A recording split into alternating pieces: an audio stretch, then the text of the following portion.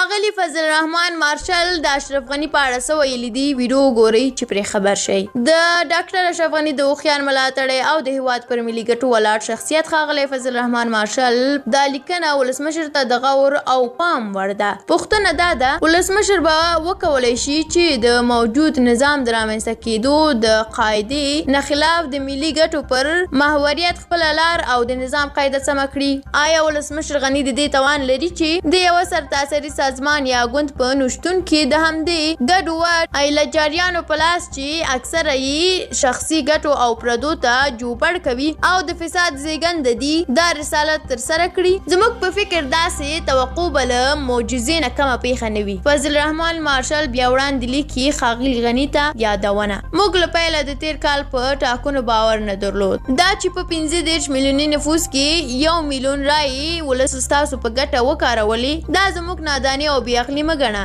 دا د خپلې حیا او د امیدونو له مخې له ټولو تهدیدونو سره د رایو صندوقونو ته ولاړلو او خپله ایماني او وجداني دنده مو ترسره کړه. دا 1 میلیون رایې چې ستا په ګټه کارېدلې دي دا هغه خلک دي چې غوښتل یې ستا په وجود کې د دې هېواد د ښېرازۍ په موخه مبارزه وکړي او خپلو پاکو ارمانونو او اهدافو ته ورسیږي چې تل یې د دې هېواد په مقابل کې قرباني ورکړې او لا ورکوي. هو ښاغلی غني تاسو متفکر او اقتصاد پوه شخصیت یاست خو اهداف او برنامې مو صرف شعار خو د عمل سرک یې نه لګیږي. تیر 15 کاله هم په بحرانونو او جنجالونو تیر شول او د دوهمې دورې حکمراني دې هم په بحرانونو سره پیل شوه. لا تر کومه به انتظار کوو؟ نو واوره د دریم ځلي لپاره نه په قانون کې لاره شته او نه به دا ولس در سره وفا وکړي. نو راځه لاس په کار شه او په جدیت سره لاس په کار شه. دا ولس ډېر سخت ستړی دی.